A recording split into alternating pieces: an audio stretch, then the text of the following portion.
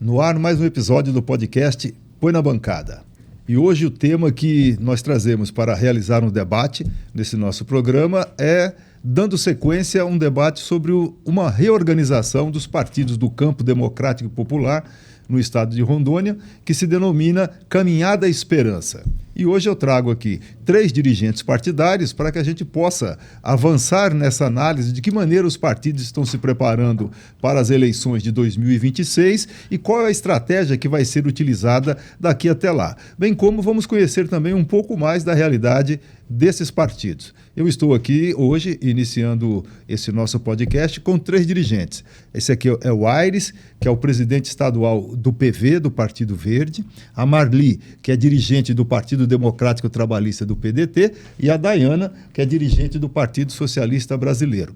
Então eu espero que vocês gostem desse nosso programa. Nós vamos começar abrindo espaço aqui para cada um fazer a sua saudação inicial e também fazer uma apresentação para quem está nos assistindo. Quem começa? Pode ser eu. Não, por que você? Você é homem, né? Geralmente não é só... Eu olhei para as duas olharam para mim e falei, então é eu.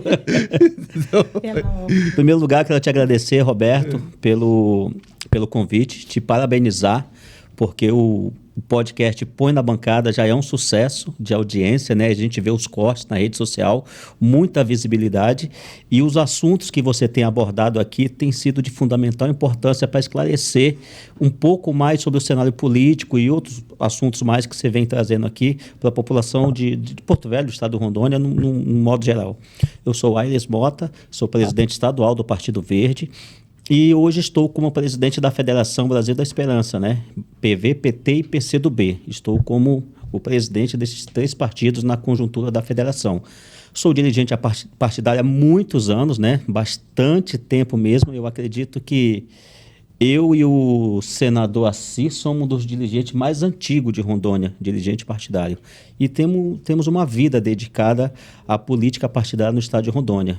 Já registramos aí, eu acho que quase 1000 candidaturas esses anos todos, né? Em todo o estado, incluindo eleições municipais, estaduais. Tem eleição que a gente chega a registrar 150, 200 candidaturas no estado todo, na época que não existia essas federações e que a gente lançava muitos candidatos na época, né?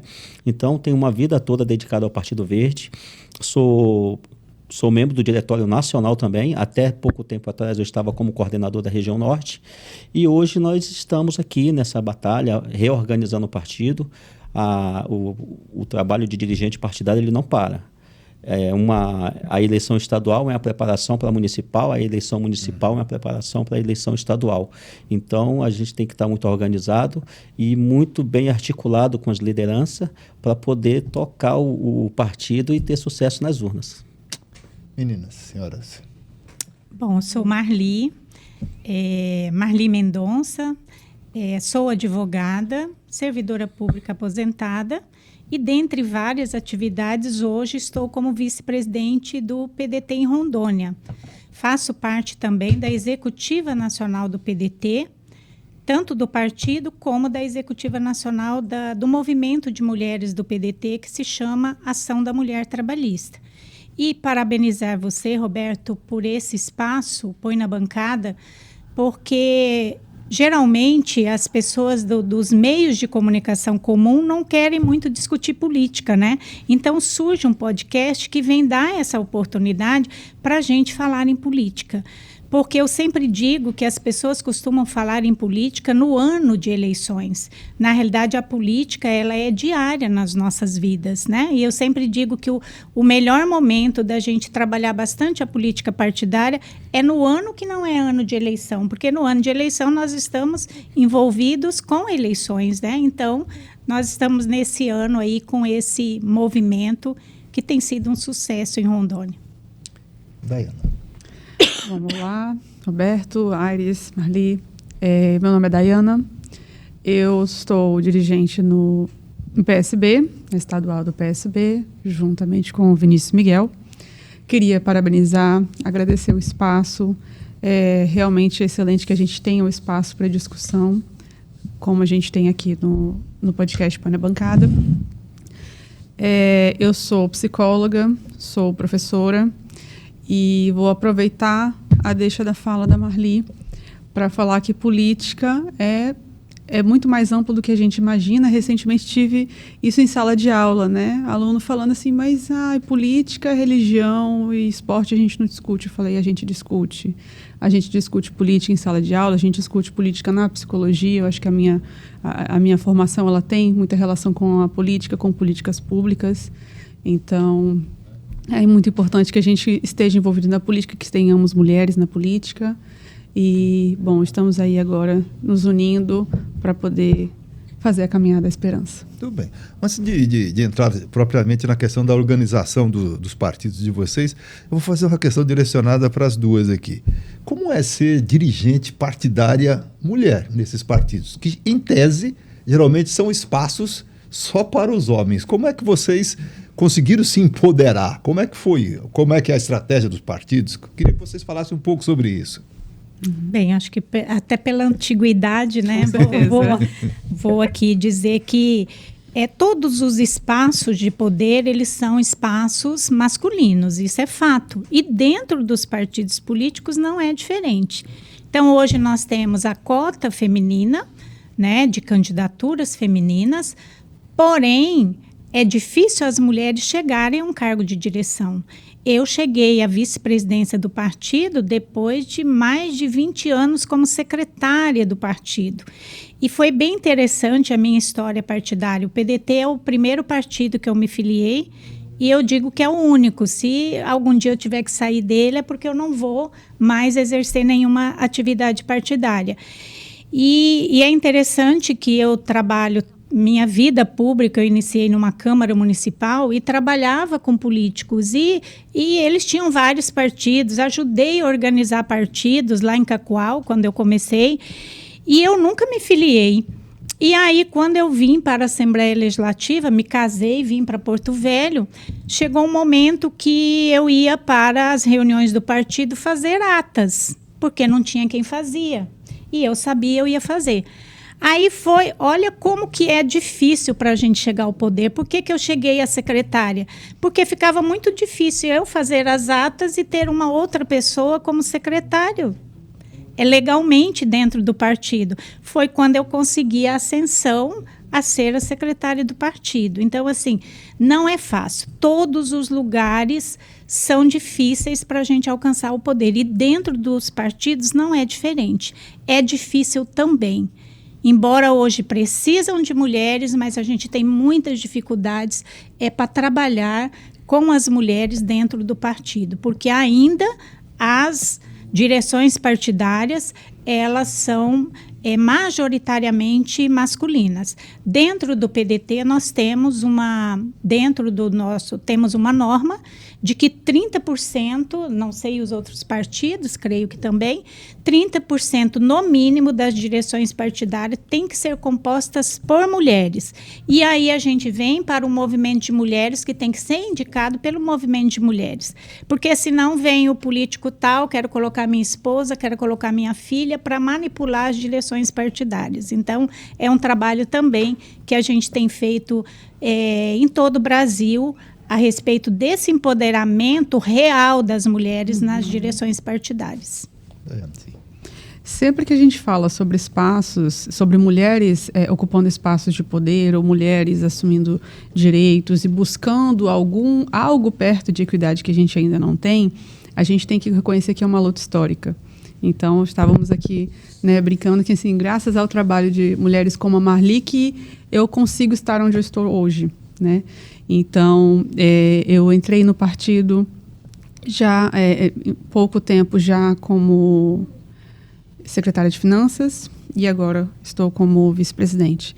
E no início do mês tivemos o Congresso Nacional e eu estava lá no segmento de mulheres, estávamos falando sobre isso, sobre essa questão dessa cota dos 30%, que chegamos a conversar sobre isso e chegamos a falar assim, bom, na verdade, deveríamos ter uma cota de 50%, né? A gente devia ter uma participação maior, né? A gente tem que ter dentro de um partido político a representatividade que a gente vê na sociedade. Se a gente tem tanta mulher na sociedade, por que a gente vai ter só 30% de mulheres na política?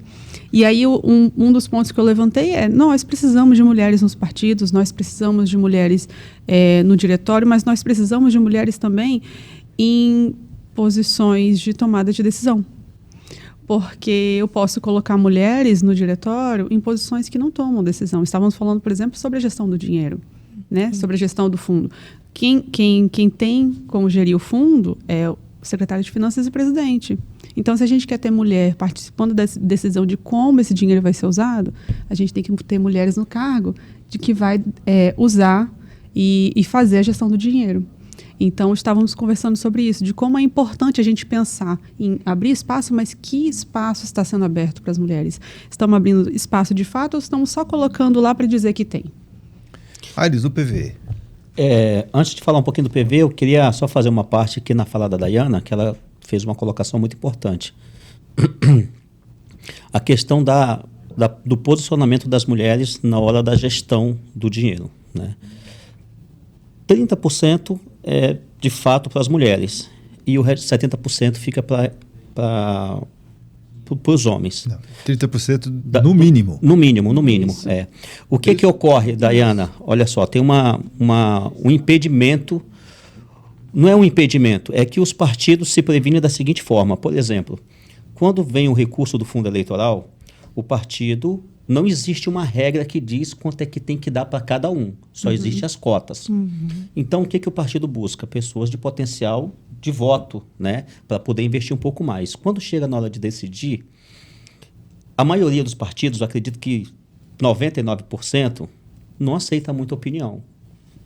Pode ser por autoritarismo, sei lá o quê, mas tem uma questão muito pertinente, que é a questão da prestação de conta.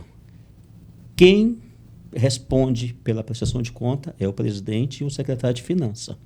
É os dois. Se tiver que devolver dinheiro, quem vai devolver é o presidente e o secretário de Finanças. O vice-presidente não se compromete, ele não é solidário, os outros membros do diretório não são solidários. E o que a maioria dos partidos fazem? Assim, já que é eu que tenho a responsabilidade de prestar conta e é eu que vou arcar com as consequências de qualquer tipo de irregularidade ou falha na prestação de contas, então cabe a mim tomar a decisão. Né? Então, isso é uma questão que tem que ser muito discutida dentro dos partidos, né? Porque a cota das mulheres, então reúne as mulheres e vamos decidir de que forma que vai usar o recurso. A parte dos homens, reúne os homens e tudo. Mas tudo vai cair no colo depois no CPF do presidente e do secretário de Finanças.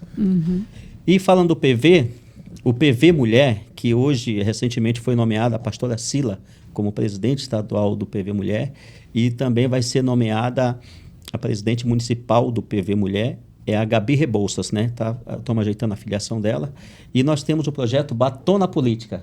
É um negócio muito legal que é um movimento do Partido Verde a nível nacional que faz com que toda a militância, tanto homem quanto as mulheres que já são filiados ao partido, fazer esse movimento para atrair mais mulheres para a filiação do partido. Porque se você buscar aqui, em quase todas as eleições que o PV teve, eu sempre me preocupei em colocar mais de 30% das mulheres.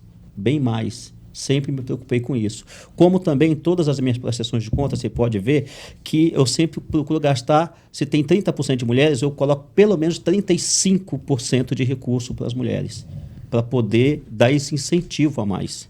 Só que, Roberto, está acontecendo algo assim muito, muito perigoso com essa questão de mulheres e de fundo eleitoral. E não sei se dá tempo para falar nesse bloco. Se você quiser, eu falo depois. Pode falar. Não, então, só uma coisa. Por que tanta confusão nas prestações de contas dos partidos, que você estava falando há pouco aqui, sobre os recursos destinados na cota para as mulheres? Inclusive a disputa eleitoral na justiça aí, de chapas, eu acho que até de vereador aqui, que colocou lá mulher na posição assim como laranja. Tipo assim, só para dizer que tinha mulher que atendeu a cota, mas na realidade não se esforçou para que abrir os espaços lá. Por que isso, Aires? E vocês também. Isso me parece que é uma coisa muito comum, eu tenho visto isso no país inteiro. É o uso na campanha se fala muito que a mulher. Mas na hora H, os partidos não abrem os espaços como deveriam. E quando abre de maneira assim, colocando mulheres como laranja, só para cumprir a lei, mas não de fato empoderando e criando os espaços para as mulheres. O que acontece aí? Por que acontece isso? Bom, eu posso falar do meu ponto de vista, a Marli também, que tem muita experiência, pode falar o ponto de vista dela. O que eu vejo e que eu enxergo e tenho muita preocupação é tipo assim, uma prostituição de candidaturas. Eu já recebi propostas de mulheres de potencial de voto chegando para mim e falando assim, eu vou para o teu partido, mas quanto que você vai me dar de dinheiro? Primeira coisa que fala. Mas os homens também fazem isso, não faz, Peraí, não? vou chegar lá. Aí, porque a quantidade de homens dispostos a ser candidato é bem maior. E de mulheres é bem menos. Né? Muitas mulheres não têm muito interesse pela política. E os partidos, quando chegam, eles começam pelos homens, os potenciais de voto. Depois, eles chegam nas mulheres. E tem partido que oferece dinheiro para a mulher porque não conseguiu filiar uma mulher que realmente queira disputar a eleição, que queira ir para a rua, e o que ele faz? Faz uma proposta. Não, eu vou colocar um dinheiro lá, tu só filia aqui, eu vou te lançar candidato, tu só fala na tua casa lá, nos teus parentes, aí a mulher tem 5 votos, 6 votos, mas recebe uma fortuna de dinheiro na conta.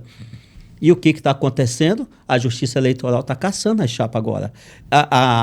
Em 2020, a nossa chapa foi prejudicada porque teve uma chapa. Olha só o que eles fizeram. Existe a data do deferimento da candidatura. Se não me engano, era dia 16 de setembro. Então, até aquela data, o DRAP tem que estar deferido. DRAP é o documento eleitoral. O documento eleitoral tem que estar deferido, que é todo o registro de todos os candidatos. Aí o que aconteceu? Um dia depois, uma candidata de um partido recebeu lá 10 mil reais de fundo eleitoral. No dia seguinte, ela renunciou à candidatura dela. O partido não obedeceu à cota de gênero, mas como já estava deferido o DRAP, não aconteceu nada. Eu entrei com ação. O Partido Verde entrou com ação e perdemos. E resultado, ela não devolveu o dinheiro, recolheu a candidatura e gastou o fundo eleitoral e não prestou conta. Isso está no TRE, não é eu que estou falando, não. Isso aqui está lá no Divulga Cândido do ano de 2020, que aconteceu essa situação. E aconteceu muitas dessas no Brasil todo. Bom, primeiro lembrar que tudo isso é uma conquista das mulheres, que na realidade é o mínimo de 30%, mas é proporcional ao número de candidaturas. Primeiro, a gente desmistificar na sociedade que existe a obrigatoriedade de 30% de mulheres. Na realidade, o que a lei diz é o mínimo de cada gênero. Então, pode ter 70% de homens, 30% de mulheres, pode ter 70% de mulheres e 30% de homens. E essa questão da proporção, que seria, bom, se tiver 40% de mulheres candidatas, então as mulheres têm direito a 40% dos recursos e 40% do espaço também do horário de TV, né? E isso foi uma conquista do Fórum Nacional de Mulheres de Partidos Políticos, que inclusive nós vamos criar em Rondônia daqui uns dias, tá? Em agosto, nós vamos criar aqui em Rondônia. Então, essa foi uma conquista junto ao ministro Barroso.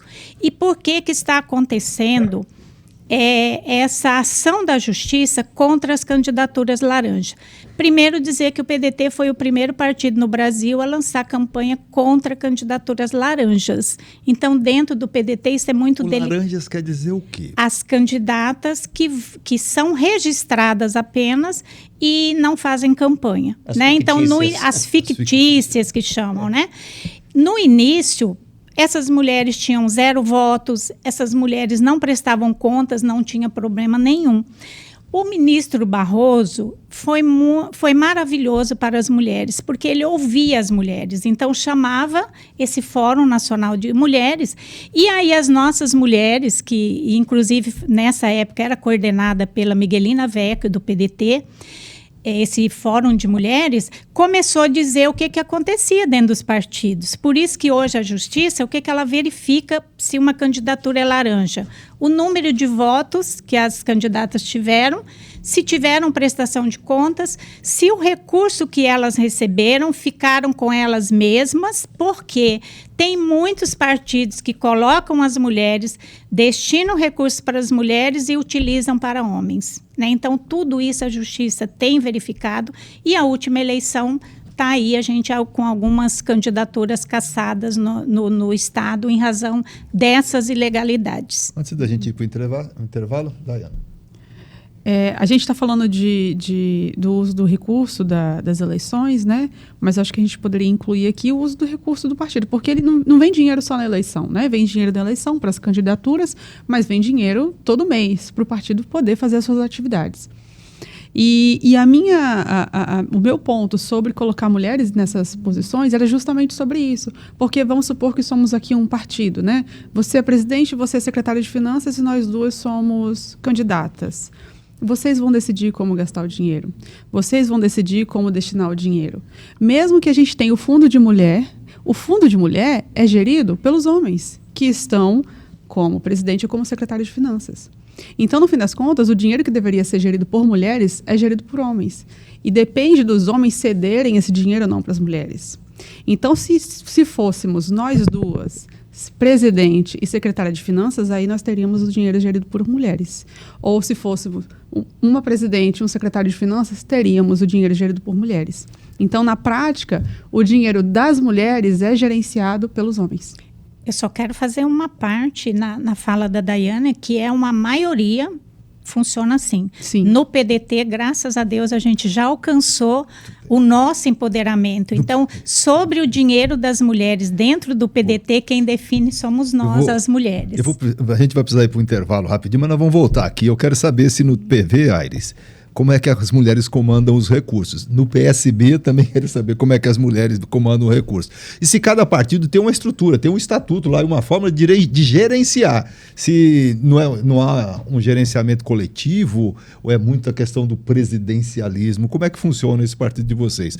O nosso podcast de hoje, ele trata aqui de um movimento que existe no estado de Rondônia, recente, denominado Caminhada Esperança. É um movimento composto por 8 partidos do campo democrático e popular e está se organizando para as eleições de 2026. Nós estamos recebendo hoje aqui 3 dirigentes partidários, o Aires do PV, a Marli do PDT e a Daiana do PSB. Nós vamos para o intervalo e voltamos rapidinho.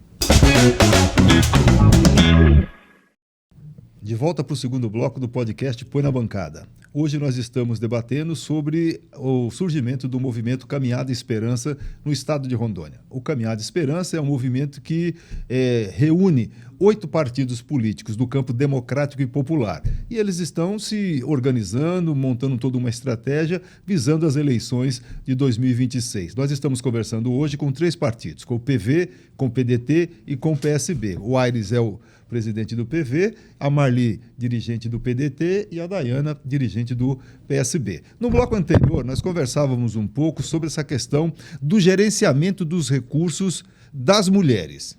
A Daiana questiona do ponto de vista de que o fato de que alguns partidos não têm mulheres como gestoras desses recursos possibilita o desvio dele, a não aplicação dele como realmente deveria ser.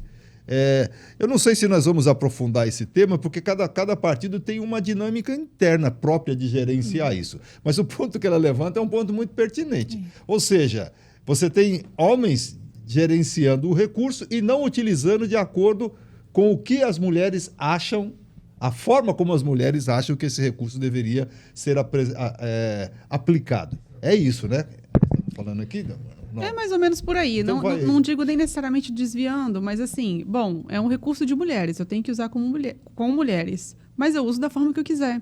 Então, se as mulheres decidirem usar o recurso de uma forma, vai passar pela anuência ou não do secretário de Finanças e do presidente, de liberar o dinheiro. Porque mesmo que a gente tenha uma conta, no caso das contas eleitorais, a gente tem uma conta só para o dinheiro da mulher. O dinheiro vem da Nacional e ele é repassado para essa conta. Mas quem vai fazer a transferência do dinheiro dessa conta para destinar para onde for, vai ser o secretário de Finanças e o presidente. Então, a Secretaria de Mulheres, as mulheres de dentro do partido, não tem como acessar esse dinheiro e escolher como vão gastar. Vamos entender assim, que cada partido tem a sua forma de aplicar, não é isso? O PV deve ter uma forma, a Marli tem, ela está colocando uma questão assim, mas não dá para generalizar a todos os partidos, é isso? Não? Existe uma regra, né? Que os partidos têm uma conta, não é só nas campanhas eleitorais. O fundo partidário, que é a manutenção dos partidos, existe uma conta do fundo partidário feminino. Toda vez que o partido recebe o repasse, é obrigatório pegar 5% no mínimo daquele dinheiro e destinar para essa conta. Porém, quem gerencia essa conta é o presidente e o tesoureiro do partido. Nós já tivemos um avanço de que a lei permite que se crie um instituto e daí teria uma conta própria para as mulheres gerir. Mas não conseguimos avançar, eu não conheço nenhum partido que ainda fez isso. Então, isso é mais uma luta que a gente tem para poder avançar, porque continua o presidente e o tesoureiro. Tem a preocupação do presidente e do tesoureiro, porque quem presta conta é o partido. Então, se tiver alguma irregularidade na aplicação desse recurso, quem vai devolver o dinheiro é o partido, e já seguindo aí para uma responsabilização do presidente e tesoureiro do partido. A desculpa é essa, nós temos que cuidar por conta da prestação de contas. Mas as mulheres, elas são conscientes do que a lei diz de como tem que ser gasto esse recurso, que é na formação política de mulheres. Qual que é o objetivo disso? Empoderar as mulheres dentro dos partidos políticos para que elas saiam candidatas. No fundo é isso. Nós precisamos de mais mulheres na política. E por isso que vem esse recurso que não é nada. Tira 5% de 10 mil, dá R$500. O que você faz com R$500 por mês? Eu vou dizer do PDT, se a gente fosse sobreviver com isso, a gente não fazia nada. Por isso que eu falo que dentro do PDT a gente se sente, eu não vou dizer nem privilegiada, eu acho que os nossos direitos ali são respeitados, porque a gente que gerencia a aplicação desse recurso, e quando a gente precisa de mais, a gente apresenta um projetinho, e o nosso presidente estadual, que é o ex-senador Acir Gurgas, nunca negou nada para a gente fazer nada das mulheres.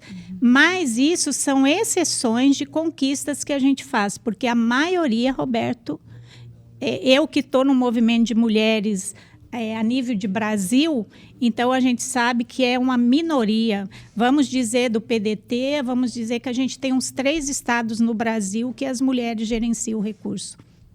Os demais têm essa dificuldade. É uma realidade que está colocada aí, mas eu queria que a gente passasse à frente no seguinte questionamento aqui. Como estão organizados os partidos de vocês no estado de Rondônia?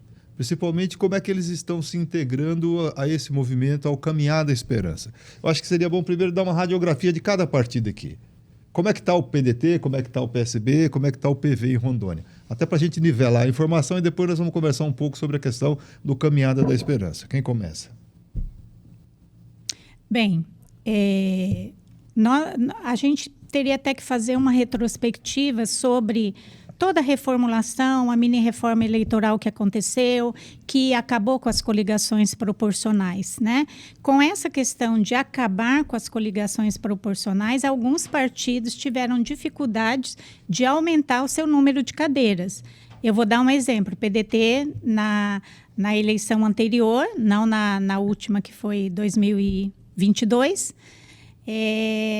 tínhamos 50 vereadores eleitos, hoje nós temos 9. Por quê? Porque a partir daí o PDT tem que fazer uma nominata sozinho, né?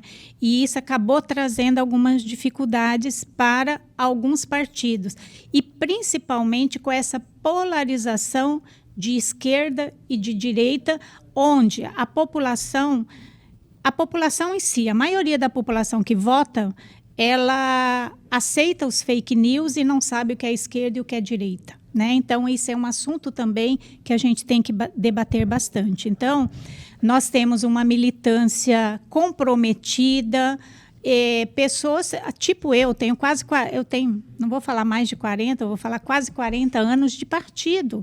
Então, a gente tem muitas pessoas que são partidárias mesmo e que estão ali lutando pelos ideais, aquilo que o partido representa. Mas nas últimas eleições nós tivemos uma baixa, isso é uma realidade, né? Okay. E esse Caminhar Esperança é justamente para isso. Nós estamos convidando partidos que queiram discutir a política e os rumos, né? E mais ou menos não. E convidando os partidos que pensam como a gente, que defende o que a gente defende. Porque muitos deles não têm nem o que defende, né? O PDT, então, fez 9 vereadores na última eleição municipal. Isso. É isso. Dentre prefeitos, eles, 2 mulheres, né? E prefeitos, nenhum prefeito. Tá. Daiana. Então, o PSB também enfrenta dificuldades parecidas. Eu acho que todo o campo da esquerda está enfrentando essas dificuldades.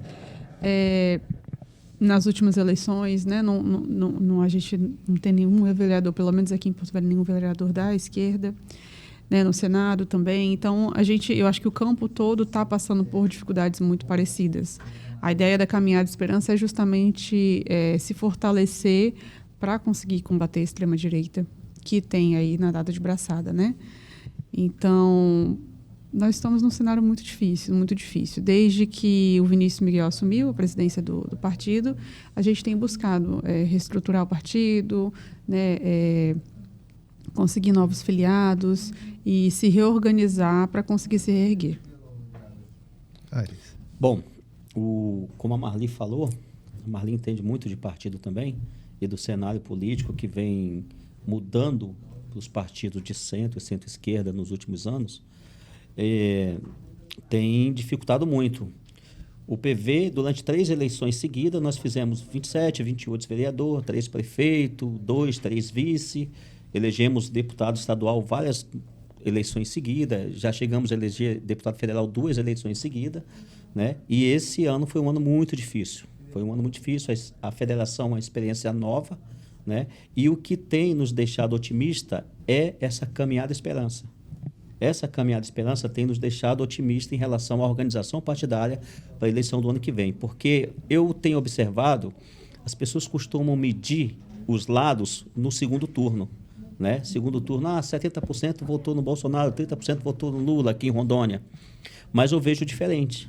Eu vejo que hoje nós temos aí declarados em torno de uns 25% no mínimo, que se declaram ser de esquerda.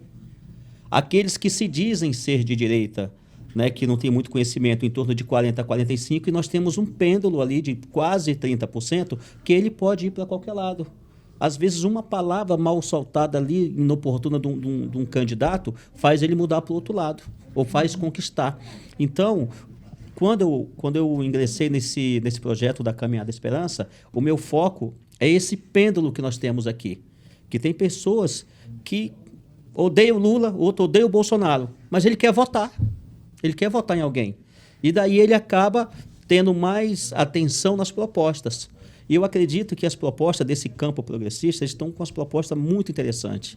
Então, nós temos que entrar nesse público aqui, desses 30%, que alguns chamam de indecisos, mas eu não acredito que são indecisos. São pessoas que são mais atentas, pessoas que são mais criteriosas na hora de votar, apresentar nossas propostas para poder conquistar ele, tanto como filiado ou como simpatizante, e futuramente nas urnas, né, na hora que a gente for buscar os votos para os nossos candidatos.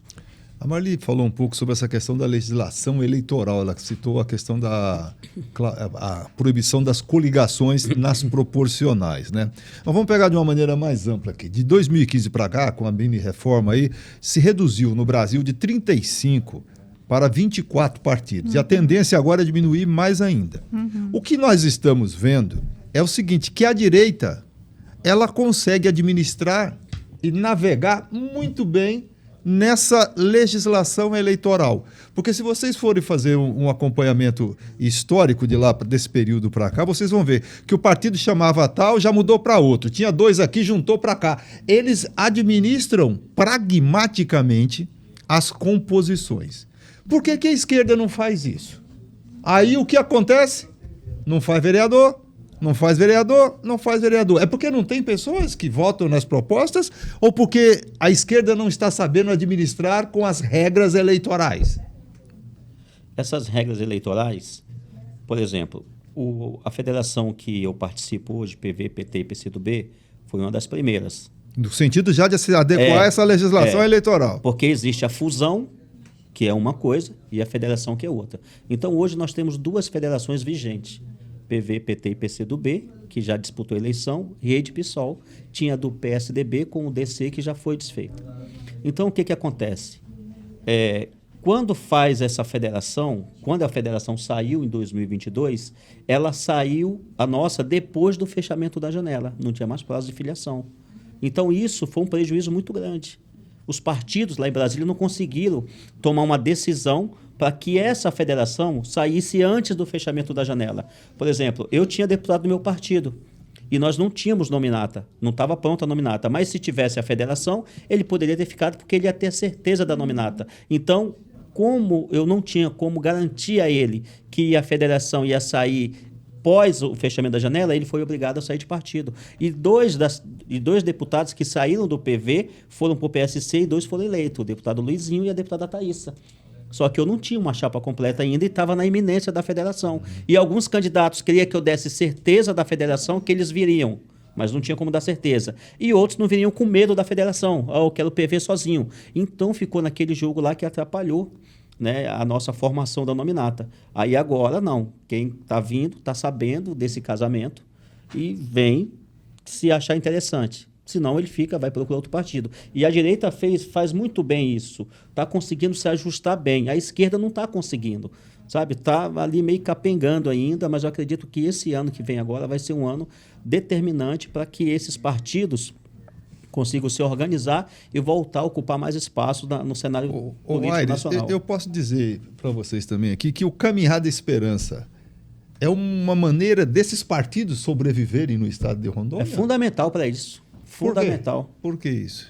Porque está um espírito de união, que nem o professor Bartolomeu fala, os fracos são solidários, né? Uhum. Então nós temos que trabalhar no efeito sardinha.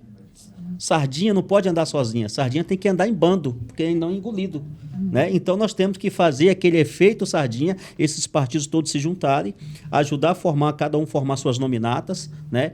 Formar uma frente ampla com candidato a governo, candidato às 2 vagas de Senado, para poder disputar as eleições. Eu acredito que essa caminhada aqui vai ser fundamental, porque há anos atrás a quantidade de pessoas filiadas ao partido era muito maior do que hoje. Você sabia disso? Não. Antigamente, quando tinha só o MDB, o Arena, quase todo mundo era filiado a algum partido.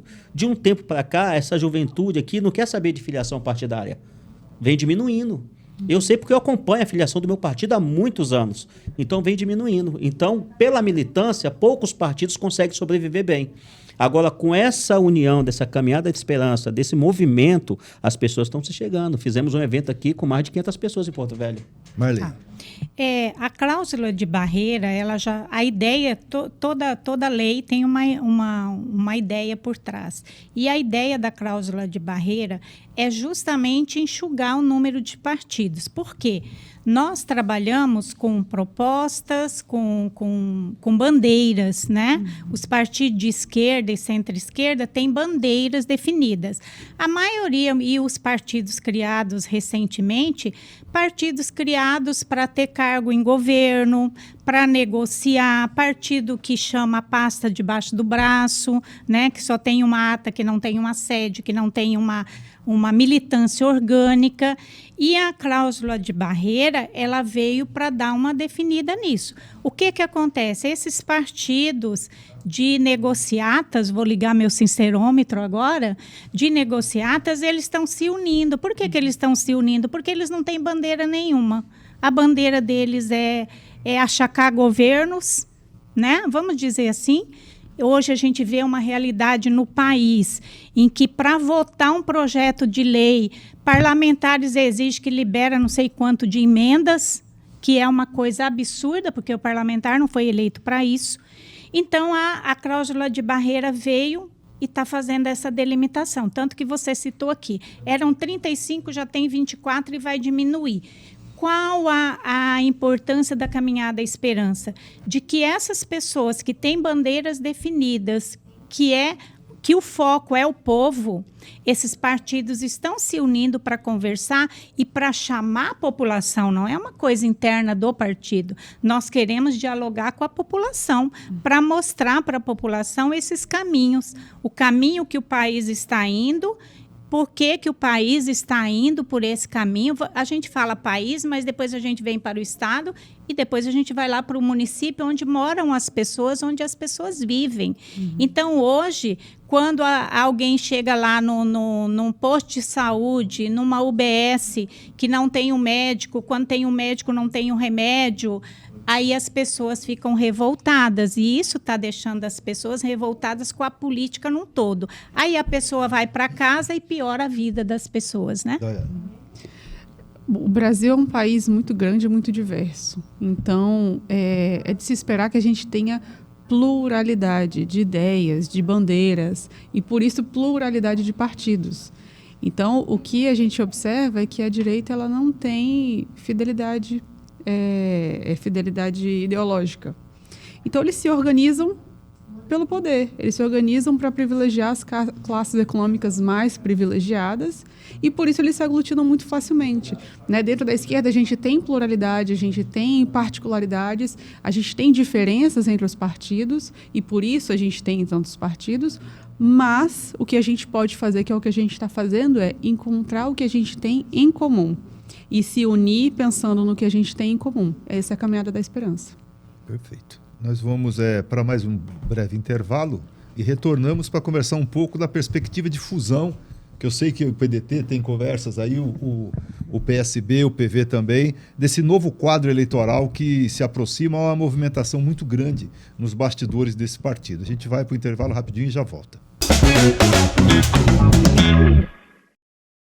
De volta para o terceiro bloco do podcast Põe na Bancada. Hoje nós estamos debatendo um movimento que se organiza no estado de Rondônia chamado Caminhada Esperança. Ele reúne 8 partidos do campo democrático popular e se organizam para as eleições de 2026. Nós estamos recebendo aqui o Aires do PV, a Marli do PDT e a Dayana do PSB. No bloco anterior nós conversávamos um pouco aqui a respeito da importância do movimento Caminhada Esperança como um elemento de sobrevivência de todos esses partidos. E num pouco anterior nós falávamos o seguinte, que a direita manobra melhor a questão da legislação eleitoral por uma série de fatores. Eles são mais pragmáticos.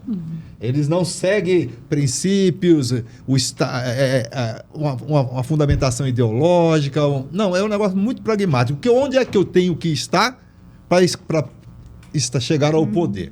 Aí os partidos de esquerda e de centro ficam fazendo análises. Só que ficam fazendo análise e o que acontece? Os 8 deputados federais de Rondônia são do bloco da direita. 2 senadores são do bloco da direita.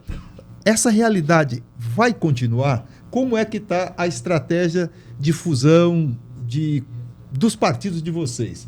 De federações? Como é que vocês estão frente a essa realidade? Ou se junta, ou faz mudanças, ou vai continuar fora dos espaços de poder. Como é que está? Bom, nós do Partido Verde estamos na federação e vamos continuar nessa federação, PV, PT e PCdoB. Não vai haver mudança. PV, PCdoB e PT fizeram quantos vereadores em Porto Velho?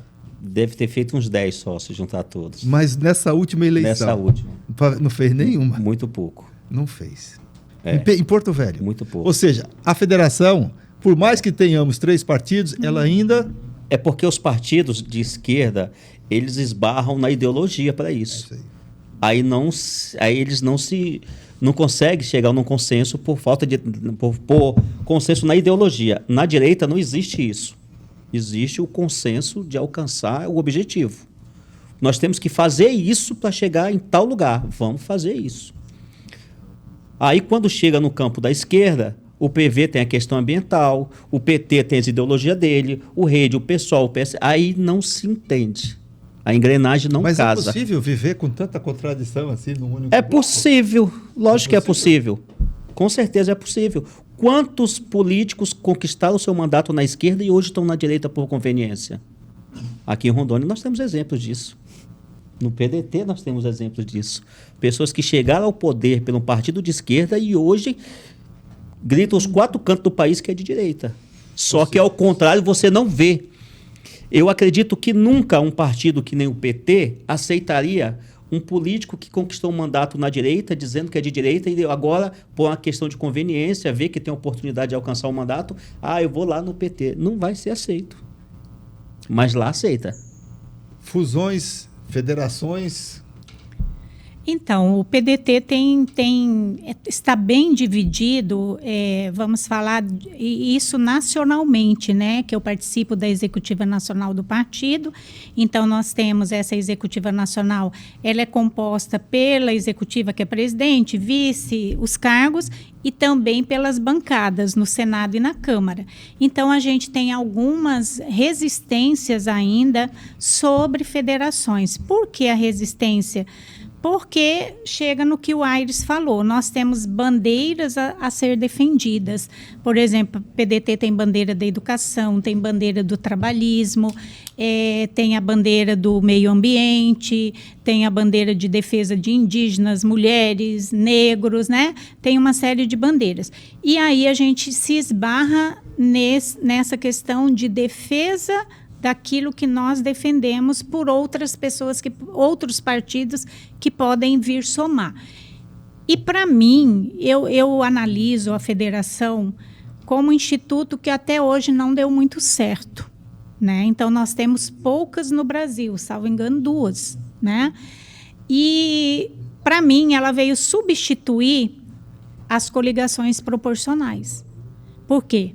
Acabou com as coligações, não se discutiram lá no Congresso como seria a federação. Foi uma federação aprovada sem muita discussão com as bases, isso é fato, e aprovaram as federações. E hoje, quando vai tentar fazer federações, elas não estão acontecendo. O PDT conversa com alguém para se juntar nacionalmente? Então, da última reunião que nós tivemos da Executiva Nacional, o PDT ainda estava fazendo a perspectiva de cada estado de quantos deputados federais para eleger, e ficou, a partir de outubro desse ano, começar a discutir se federa ou não, baseado nessa realidade de cada estado. Roberto, tu me permite só uma parte com a Marli? A Marli, com muita sabedoria, falou bem o retrato e as dificuldades que cada partido tem de federar. Eu só discordo da parte que não deu certo, porque o presidente da República foi eleito de uma federação. Então, deu certo. Né? É tanto que partidos grandes como União Brasil e PP fizeram uma federação. O PRD e o Solidariedade já vai anunciar uma federação. Então, ela é o caminho. É o caminho dos partidos. A direita já se juntando. Se juntando. Então, a esquerda esbarra... Mas ela deu certo para um projeto nacional, já não deu certo para um projeto local, tá vendo? Então, tem alguma coisa a discutir. Mas por conta que eu te falei que ela saiu pós fechamento da janela. Então, esse foi um agravo. Porque se ela sair antes, Roberto, do fechamento da janela, com certeza o cenário era outro. Agora nós vamos ter a prova nessa eleição do ano que vem. Dayana, o PSB conversa com alguém nacionalmente para fazer uma federação, alguma coisa assim, não? Até houveram alguns diálogos, mas assim, a gente teve uma mudança recente de presidência, né? O João Campos assumiu a presidência agora no início de junho, no Congresso Nacional. Então, eu imagino que a partir de agora a gente vai conseguir ver quais serão os próximos passos do partido, porque é um partido que está se renovando, né? Uhum. Vamos falar um pouco aqui da caminhada Esperança no estado de Rondônia. Vocês fizeram um movimento de lançamento dessa caminhada Esperança. Eu tive a oportunidade de participar também. Tinha lá mais de 500 pessoas.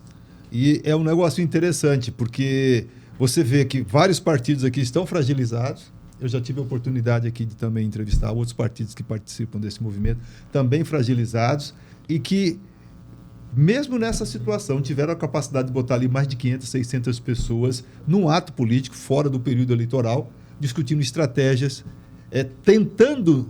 Eu vi um esforço muito grande dos partidos em tentar colocar essas divergências de lado e ver quais são os pontos que realmente atraem, e isso me parece que tem sido a tônica da caminhada Esperança. Quais são os próximos passos de vocês? Fizeram o lançamento aqui em Porto Velho, estava o Assir, o Confúcio, várias dirigentes de todos os partidos. Como é que vocês vão fazer agora? Qual é a sequência desse movimento? Bom, o objetivo que nas reuniões que nós tratamos é levar para pelo menos mais 4 municípios do interior. Ariquemes, Paraná, Vilhena, Rolim de Moura e mais algum outro município se houver oportunidade. E dia 28 agora, né, Marli? 29. Sábado, 29, domingo, nós vamos estar em Ariquemes, inclusive junto com o senador Confúcio, numa reunião estratégica com dirigente de todos os partidos que estão envolvidos, dos 9 municípios do Vale do Jamari. Essa reunião vai acontecer no domingo, vai lá na sede do MDB, né, Marli? Isso. Na sede do MDB, com o senador Confúcio e representante de todos os partidos daqueles municípios. Então, vai ser uma reunião de estratégia para poder agendar o evento de Ariquemes. E, sucessivamente, vamos fazer a reunião de Ji-Paraná, e depois Vilhena e Rolim. E está indo muito bem, porque nós não convidamos, por exemplo, eu do PV não convidei ninguém do interior para vir para Porto Velho para esse evento. E muitos queriam vir. Eu falei, se acalma que vai chegar um pertinho de vocês. E agora eles estão ansiosos para isso. E eu acredito que essa reunião de domingo de manhã já vai ser uma reunião muito produtiva, onde os dirigentes de todos os partidos vão estar lá definindo a data e já partir para o campo para a organização. Né? Se a Marli quiser complementar alguma coisa, fica à vontade, Marli. Eu só gostaria de frisar que Porto Velho foi mais de 500 pessoas, mais lideranças, né? Então, não foi aquele movimento de pessoas. Então, esse movimento ele está se organizando as lideranças partidárias e lideranças de movimentos sociais. Então, esse primeiro momento está sendo essas lideranças, para depois começar a dialogar, tratar temas que são importantes para o Estado, como meio ambiente, como saúde, como segurança, como educação, que daí a gente vai englobar a sociedade. Então, nesse sábado nesse domingo, aliás, é essa reunião preparatória para esse evento na região do Vale do Jamari, que nós estamos já convocando todas as lideranças partidárias, lideranças de movimentos sociais também, para participar dessa organização e desse grande evento que vai ser em Ariquemes. No início do programa, nós falamos muito sobre essa questão da participação das mulheres na política. Como vocês pretendem trazer mais mulheres para este movimento? Vocês estão pensando... Como vocês pensam isso? 50% do eleitorado. Então, eu não vejo muita... A maior dificuldade hoje é a gente lidar com as diversas jornadas que as mulheres têm e a falta de tempo que as mulheres têm para poder participar de determinados movimentos e a política que ela é deixada de lado, ela não é uma prioridade. Por quê? Porque nós, mulheres, estamos em todos os movimentos sociais. Hoje, nós somos uma minoria na política, mas eu creio que se a gente fizer um levantamento em movimentos sociais, as mulheres são a maioria dos homens nesses movimentos. O nosso desafio é esse, como a gente fazer com que essas mulheres também tenham tempo e elas se conscientizem para vir discutir política, porque aquele movimento social que ela está depende da política. A vida dela, onde ela está, no ambiente que ela vive, depende da política, né? O Assir, que sempre falava, né? Essa lâmpada aqui, para ela acender, ela depende da política, né? Então, a política move tudo e move também os movimentos sociais. Então, o nosso maior desafio é esse, que é um desafio da gente trazer essas mulheres para serem candidatas, porque elas estão ali trabalhando, às vezes deixa final de semana, deixa a sua família, vai ali trabalhar pelo bem comum. Olha que bonito que as mulheres fazem. Todos esses movimentos sociais, qual que é o objetivo deles? É o bem comum. É o bem comum só das mulheres? Não, é o bem comum das famílias. Eu nunca me esqueço quando uma pessoa disse para mim, uma vez em Jaru, e falou assim, quando a gente olha para uma mulher, essa mulher representa a família e a família representa a sociedade. Olha só a importância de nós mulheres. Só que, às vezes, nós mesmos não queremos nos... Eu sei que a gente tem a família para se dedicar, tem que fazer igual a mim, né? Que eu já levo o marido junto, os filhos já estão grandes, eu conquistei o marido, hoje o marido viaja comigo, vai comigo, entendeu? Então, para eu não deixar ele sozinho em casa, a gente vai os dois, né? De uma certa forma, ele também está participando, está ajudando. O fardo da mulher é mais pesado para carregar. O fardo da mulher é mais pesado. O homem não dá conta de carregar o fardo que a mulher carrega. Para ela, tudo é mais difícil. A mulher, ela tem que cuidar do marido, tem que cuidar da casa, administrar o filho. Tudo é parte mais pesada, fica para ela. E daí tem muitas que ainda conseguem fazer os movimentos sociais. E algumas ainda conseguem ingressar na política, né? Então, para ela é uma missão muito difícil mesmo. Para o homem é bem mais fácil. O homem tem mais liberdade. Isso. Qual a chamada para as mulheres? O fardo da mulher costuma ser mais pesado porque normalmente tem o homem que não está fazendo a parte dele. Eu discordo disso.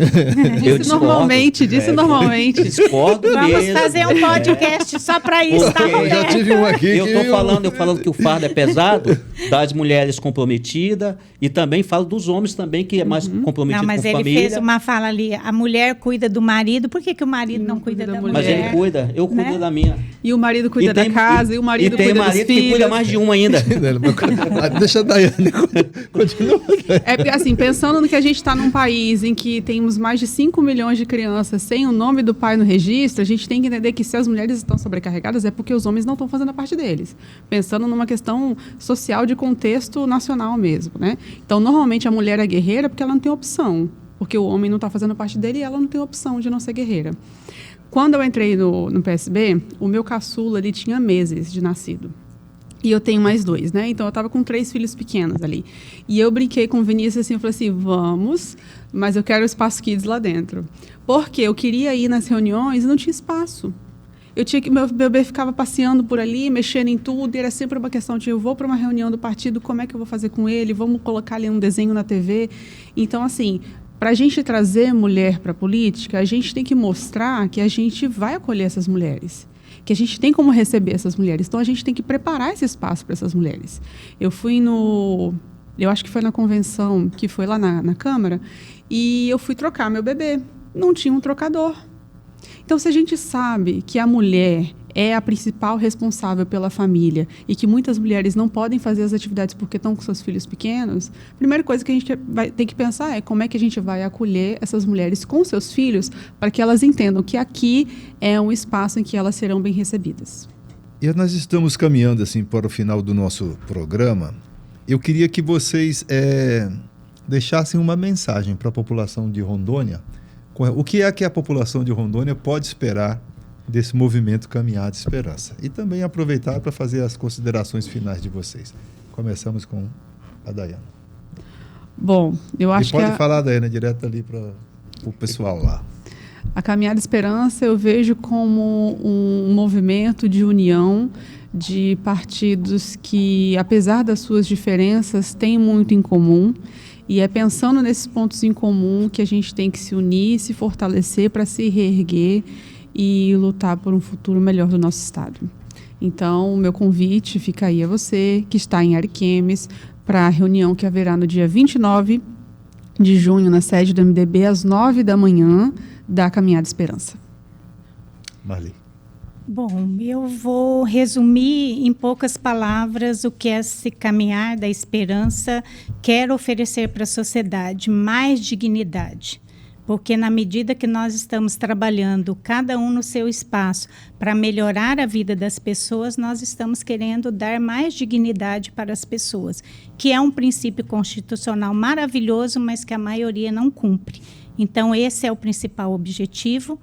E convidar, né, nossas lideranças partidárias e também as lideranças de movimentos sociais, os simpatizantes dos nossos líderes, do senador Confúcio, do ex-senador Assir, do Vinícius Miguel, de todos, não vou lembrar o nome de todos, né? Temos aí a Neidinha Suruí, tantas lideranças nesses partidos que também possam participar e somar conosco.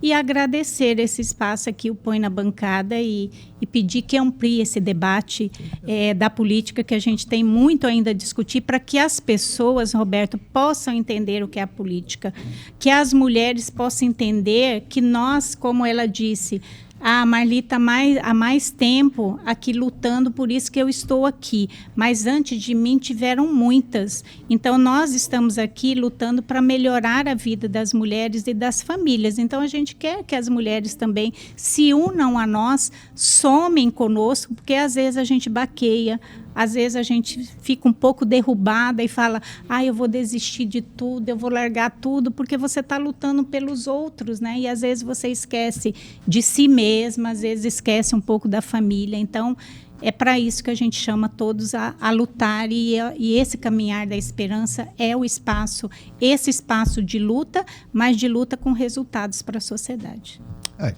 Bom, primeiro quero parabenizar a Dayana e a minha colega Marli por estar aqui como dirigente partidária, incentivando as mulheres. Eu costumo falar, eu gosto de ver uma pessoa nova na política, porque a Dayana, ela representa a inovação da política.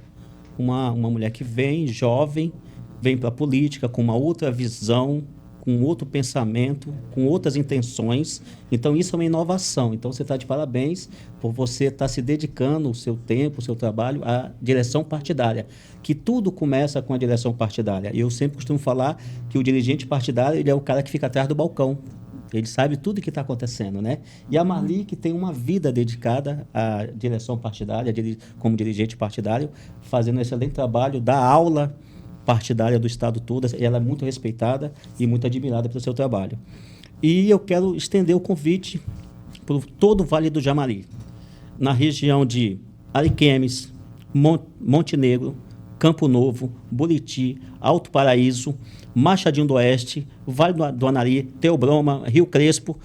Eu quero convidar todos, dirigentes e ex-dirigentes do Partido Verde, nesses municípios que eu citei, a comparecer no domingo, dia 29, às 9 horas da manhã, na sede do MDB, lá em Ariquemes, para a gente fazermos a reunião estratégica para podermos marcar a data da Caminhada Esperança no município de Ariquemes.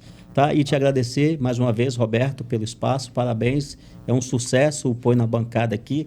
Gostei da caneca. Pode levar para casa? Eu vou levar para casa isso aqui. Tá bom? Muito obrigado.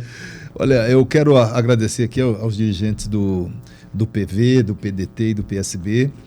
O nosso podcast de hoje procurou tratar do movimento Caminhada Esperança, que existe no estado de Rondônia e a partir de agora começa a se deslocar para o interior do estado. São 8 partidos do campo democrático popular que estão nesse movimento. E uma coisa que me chamou a atenção aqui é o seguinte, que me parece que há um consenso. A direita aprendeu a manejar as regras eleitorais e são muito mais pragmáticas. E esse seu pragmatismo possibilitou que eles elegessem 8 deputados federais e 2 senadores. E esse campo, que não é só da esquerda, é de democratas, é um campo democrático popular, entendeu isso, e esse movimento me parece que é uma resposta clara, não só do ponto de vista da mobilização da sociedade, mas também do entendimento que nesse regramento que existe hoje, se não houver essa frente ampla, dificilmente vão conseguir conquistar os espaços de poder. Agradeço a vocês e espero que tenham gostado do nosso programa. Um grande abraço.